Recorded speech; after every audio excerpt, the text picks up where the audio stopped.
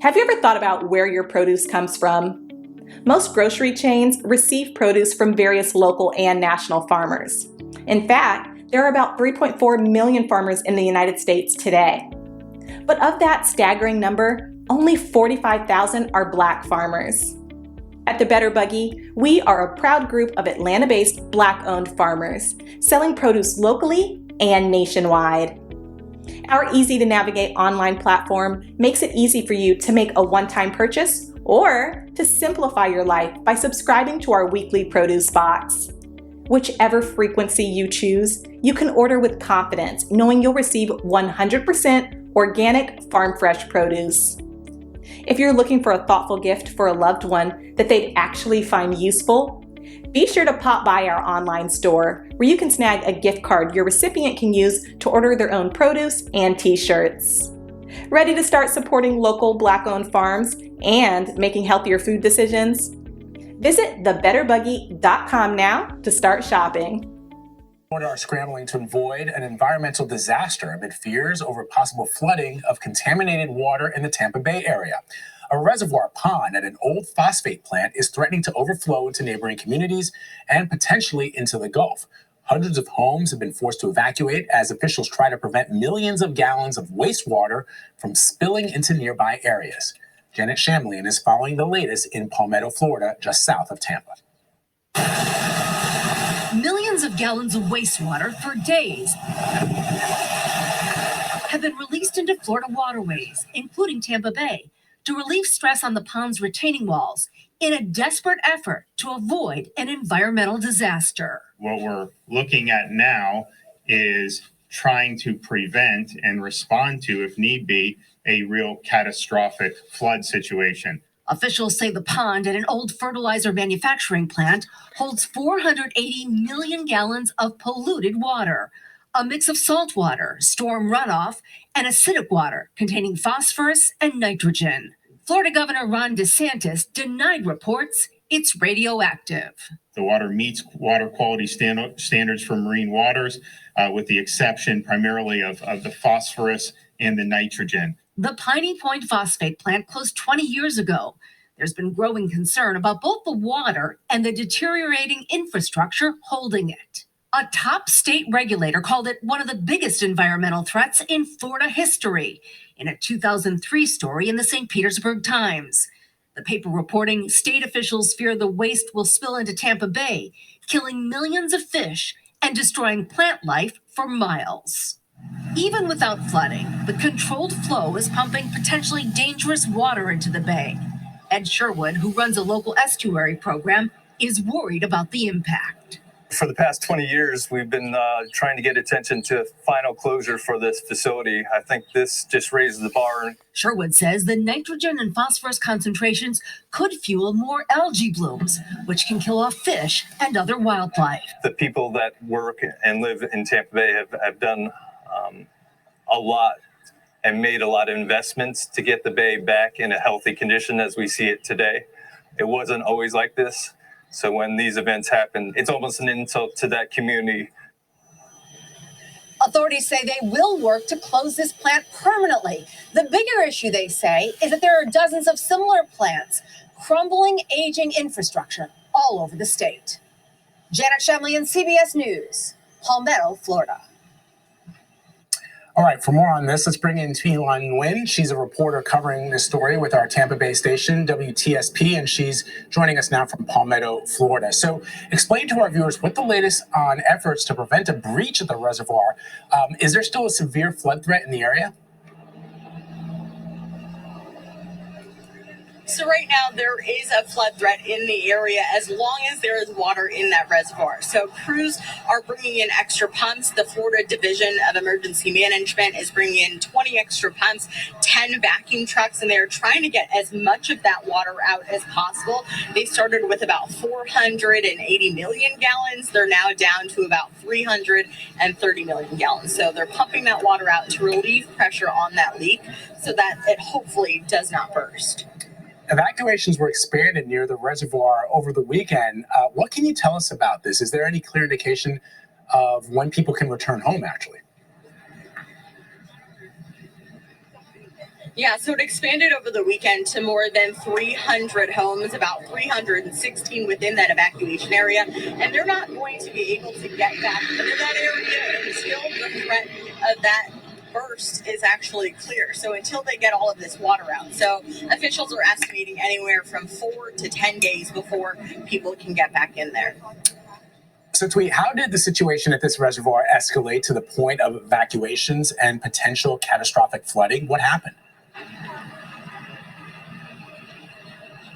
So at first they noticed a leak in the lining of this reservoir. So the lining is like a shallow pool liner. It's thick plastic, and they noticed a leak in there. So they tried to repair it, but once they figured out they couldn't repair it and it just got a little bit bigger, that's when that threat came in, and they had to make sure that people got out in time for those evacuations, just to cover all the bases and make sure everyone is safe. So now they're no longer going to try and repair that liner. They're just going to empty out that reservoir to eliminate the possibility of that burst of the reservoir. And Squealon, this particular reservoir and the old phosphate mine have been causing issues for years, right? I mean, correct me if I'm wrong about that. So what can you tell us about that and what the main purpose this plant is serving?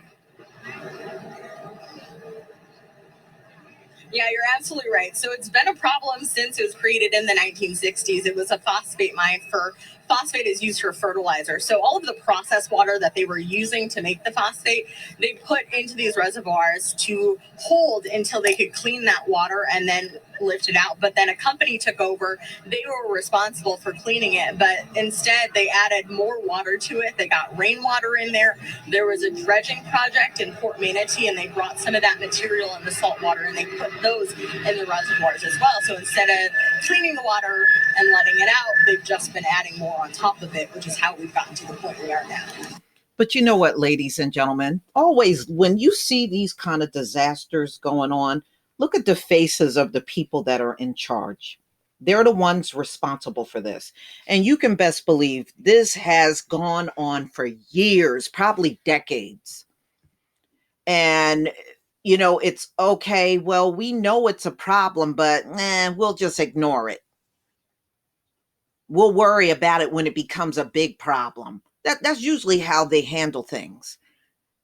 And you would have noticed this on jobs too. We're not going to worry about it until it becomes a big problem. Then we'll worry about it. That's how these folks do it.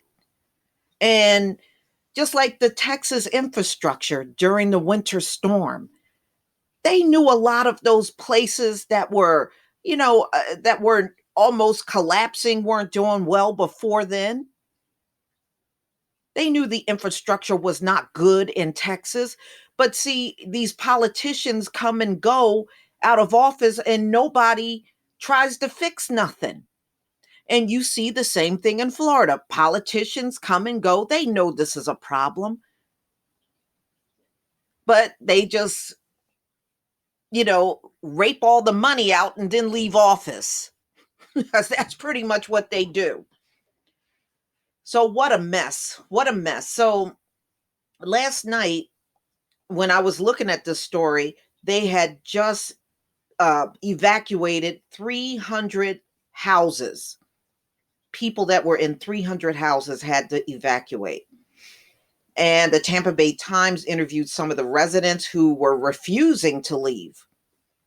A local jail a mile away, and they're only a mile away from this leaky pond, which is man-made, by the way, was not evacuated, but officials were moving people and staff to a secondary story and putting sandbags on the floor. So they're saying if this thing breaks, you could be looking at up to 10 feet of water. 10 feet of water.